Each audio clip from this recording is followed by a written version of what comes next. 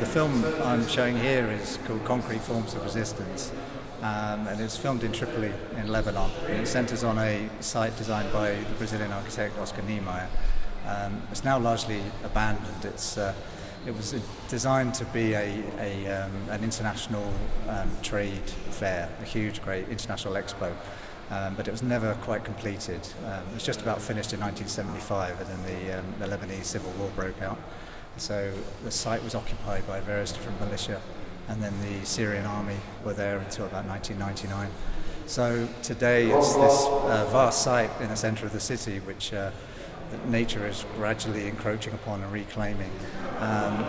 There's one pavilion which has been restored recently and is being used by carpenters in Tripoli.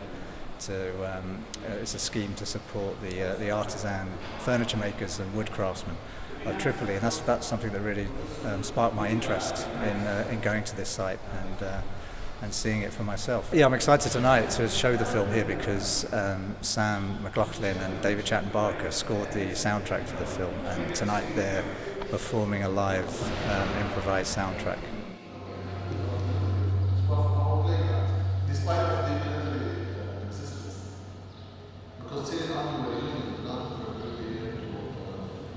In the film, you'll hear the voices of some of the carpenters who talk about the current economic situation in Lebanon and the problems that they face from the forces of globalization and the cheap imports that they're trying to compete against. So it's very much a craft which is dying out, and they're struggling to keep going and pass on to their children, really. So you hear from the carpenters talking about more of the current economic situation, but then you also hear from the voice of Oscar Niemeyer himself, so some archive recordings of Oscar Niemeyer, as well as Wassim Nagy, who's an architect and activist in Tripoli in Lebanon, and he's been campaigning to save this site and preserve its heritage.